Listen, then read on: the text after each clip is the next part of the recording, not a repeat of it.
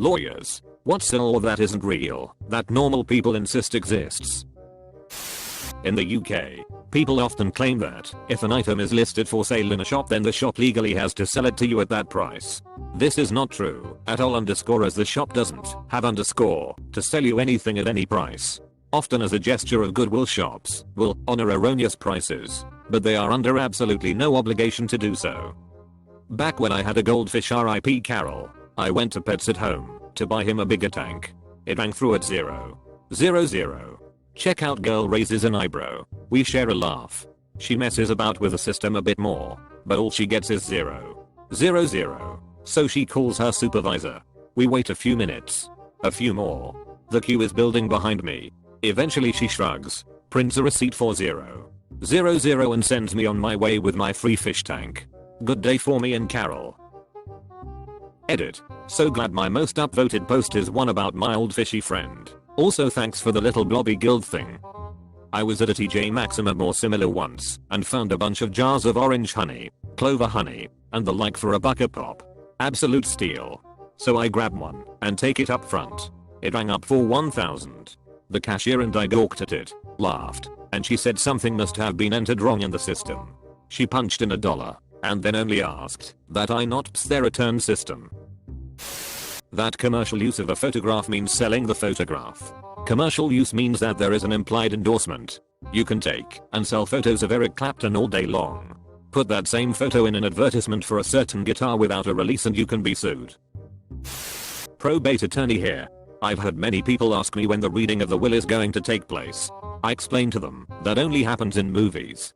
But one of these days I'm going to have one and hire a mysterious blonde wearing a veil to sit in the corner quietly. Then I'll tell everyone that she inherits everything. Provided, of course, that she must adopt the descendant's cute but troublemaking 6-year-old child no one knew about. Or she can spend the night in a haunted house. Her choice. There will now be a requirement for such a mysterious lady's presence at the reading of my will, written into my will, along with a handful of burly yet solemn fellows, dressed in stereotypical G-man attire, complete with sunglasses and earpieces. One will be Russian or at least able to fake the accent consistently and should only be curtly acknowledged by the others. Every one of them should be entirely vague about how they knew me except from business, and the men should all refuse to acknowledge the presence of the veiled woman, and feign terror if compelled to look at her. My friends and I have an agreement that, if one of us dies, the others hire a good-looking woman in a long black coat and large sunglasses to stand slightly away from everyone at the funeral crying underneath an umbrella or parasol if it's not raining. I'll do it, and I'll throw in long, red fingernails at no additional cost. If you can make your sob sound vaguely Russian, then you're hired. Sobs in Russian. My father, who is a lawyer. Policemen cannot lie to you. This is false. They can and they do. Edit. There's so many replies that I cannot even find some of the ones I'd like to respond to, so I want to leave a general note for those who have asked for a reference. Frazier vs. Cupp is the Supreme Court ruling that affirmed the legality of deceptive interrogation tactics in 1969. The ruling is still active. I heard you were smuggling animals. What are you, a cop? You know where I can cop some pangolin? I'm a lawyer. This is not a law that doesn't exist, but a law that is misunderstood. Typically, you can't just go get a restraining order against anybody. Most states have specific laws for who you can get restraining orders against, typically household members or former romantic interests. Usually, it's only in domestic violence cases or for victims of crimes. You can't just get a restraining order and comically use it to keep someone 100 feet away. In the United States, at least. Now, but here's one that bounces around legal advice every couple months. The age of majority in Mississippi is 21, so people say your parents control your life until then, and you can't move out without permission until you are 21. The truth is that the law means they have an obligation to provide for you until you are 21. You can move out at 18 and not face any penalty or be forced to return. Although the age for Mississippi emancipation is officially 21, this only refers to emancipation from a parent's obligation to support their young adult financially. In Mississippi, individuals age 18 and older may vote, enter into legal contracts, take legal action against others, and be sued for damages. Similarly, an individual age 18 or older who moves out of his parents' home is not considered a runaway in Mississippi and is not legally required to return to the family home. People that think it's illegal to be videotaped in a public space. I saw someone on Nextdoor complaining about my reasonable right to privacy in a public place when someone was shaming 20 people standing together waiting for takeout. Sorry, that's the opposite of how it works. If big time celebrities can't stop paparazzi from following them and their family 24/7, I have no clue why ordinary people believe that they have the right not to be caught on camera in public. I'm honestly surprised that more celebrities don't hire people to follow the paparazzi themselves around and make their life as annoying as possible. Things like standing in front of their shots or following them to the doctor's office and then demanding to know why they were there. I'd 100% watch a TV show where especially obnoxious paparazzi were followed around for months and harassed in the same way they harass others. I second this. Start a show called How Do You Like It? Take people on FB, Reddit, Twitter, and put them through whatever awful take they are espousing or doing. An arrest isn't magically invalidated if the police don't read you your rights on the spot. There could be a whole thread of just misconceptions people have from watching cop TV. Miranda rights protect you from self-incrimination when being questioned by the police for a crime. It doesn't mean they have to Miranda you the second you get arrested. If you aren't questioned, then it doesn't apply. People also think it's illegal not to let them make a phone call after being arrested. Sovereign citizen stuff. I feel like enough folks have claimed to be sovereign citizens that it's become normal. But no, generally you can't declare yourself exempt from the laws in effect where you are. My first job while in school was as a law clerk was to respond to pro se writs of habeas corpus from prisoners. One of the first ones I was given was to respond to a guy that claimed he was falsely imprisoned because he had sovereign immunity. He had changed his name to Jesus Christ and claimed that because he was the sovereign, he was not subject to our laws anymore and needed to be released. I remember being very flummoxed on how to respond. I spent entirely too much time on that reply. This feels like the kind of thing they would hand to someone as a prank/hazing. Oh loony, Jesus is locked up again. Let's give that one to the new clerk to break him/her in. Exactly. There were a lot of drivel ones like that were hard to respond to because they were just incoherent. Some prisoners had filed dozens of crazy writs. Edit. I don't know if it's true, and I never saw it, thank Jesus, but someone claimed a prisoner had filed one written on dirty underwear. Shortly after I started, one of the real lawyers was fired because he wasn't doing anything. Me and another clerk got the job to clean out his office. We looked in his file cabinet and there were literally 300 writs that he had just crammed in there and didn't respond to at all. A team of us had to respond to them for the rest of the summer. I guess all of the crazy talk had driven him crazy. The lawyer's name was, let's say, Jones. To this day, when my friends from that time get something we don't want to do, we suggest putting it in the Jones filing system. Semicolon. Not quite on point. A lot of people don't understand that co-signing a loan means that you are on the hook for the loan as much as the other person. The car gets repoed and then they are shocked that their wages are getting garnished. Co-signing is not you saying you think your friend is a cool dude who is good for it. You are saying you will pay for it if they don't. And they want you on the hook because they think there is a good chance the main applicant is a deadbeat. Basically, don't cause imps for anybody. That's why I prefer the term guarantor.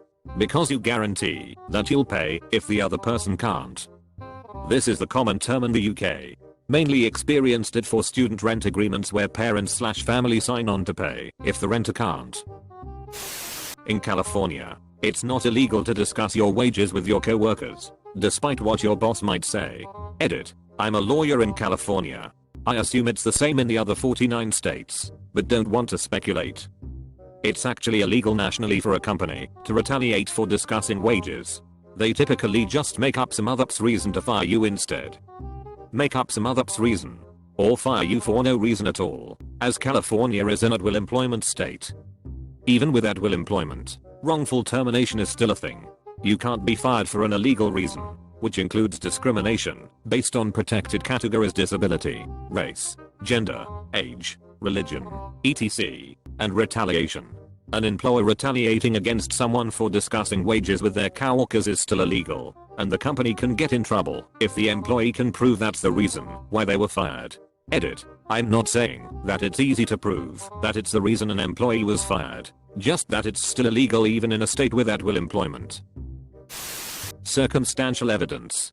Often pop culture portrayal of criminal law tries to draw a distinction between hard evidence, like blood at the scene or a weapon in the suspect's possession, from circumstantial evidence, such as what a witness heard or mismatched entries in a calendar that contradict an alibi. How often have you heard a TV suspect, when confronted with some facts, say that's all circumstantial, it's not enough to convict me? The viewer is left with the impression that the facts presented don't matter and that the law weighs circumstantial evidence less. In reality, the law doesn't afford any more weight to one type of evidence or another. There isn't even a formal distinction in criminal rules between the two. There is an academic distinction. Hard evidence, also called direct, is based on direct observation and doesn't require any explanation beyond the facts themselves. Circumstantial evidence requires some inference to arrive at the important fact to be proved. For example, a witness testifying that he saw the suspect stab the victim is direct evidence of the action of stabbing. But that witness could then testify that before the stabbing, he heard the suspect demand that the victim hand over his wallet and the victim refuse. This is circumstantial evidence of motive. You can infer that the suspect then stabbed the victim because he wanted the wallet and didn't get it when asked. Circumstantial evidence is often vital to establish certain criminal element like motive that can't directly be observed. But there is no get out of jail free card just because evidence is circumstantial. If your wife hears you plotting to kill her and sees your axe sharpening equipment in the attic, your neighbor finds your copy of How to Kill Your Wife and Get Away with It, and you write an email to your brother saying I'm going to do it tonight. That hoe cooked my steak well done. You're probably going to jail for murder. It's irrelevant that you destroyed your axe, cleaned the basement perfectly, ensured no witnesses, and fed the body to pigs. Circumstantial evidence can be enough. As a former lawyer UK, I lost count of the amount of people that thought jaywalking was a crime. Unless it's a road that specifically states no pedestrians or a motorway, no such offense exists here. Edit. To clarify, I'm talking about it not being a crime in the UK. It may well be elsewhere: Australia, USA, Germany and others. Too much American media. It technically is a crime in America, so people think it applies in other places. Even in America, that is on a state level. In some states, it is just on a city level. My dad once got a ticket for jaywalking because he walked around a police car that was stopped at a red light completely obstructing the crosswalk. Edit. Just because people are upvoting, I'll tell you a bit about my dad because I've been thinking a lot about him. He was a great guy. Wonderful dad. Super generous with time and resources. He always helped whoever needed it. He lost a hidden battle with mental illness in October 2019. I miss him a lot. I wish I could talk to him again. Tell him how life is. Invite him over to see our new house. Go on a walk with him through the woods. Thanks for listening, Reddit. Similar story here, except we were in our mid-20s and the cop was someone I went to high school with. I was walking across inside the pedestrian way with a walk symbol on the light. I was 100% in the right. He driving a cop car turns right on a red and wouldn't stop even though he was making eye contact with me. It's prick. I backed up and let him go since I didn't need the saltification. Even though many people think so, there has actually never been a Danish law allowing you to beat up a Swede with a stick if he should walk across the ice on Øresund during winter. But even though the law has never existed, it doesn't mean it shouldn't. No jury would convict you. No Danish jury would convict him. When my parents die, the government is going to seize a big chunk of the inheritance and I'll get nothing. In the US this is a very common misconception. Although state inheritance taxes vary, the US federal taxes on inheritance don't actually kick in until the estate's value exceeds US $5 million. So, for the vast majority of working class folks, the federal inheritance tax won't have any effect. But people will still talk to their family lawyers and ask about how much Uncle Sam is taking away when mom or dad die.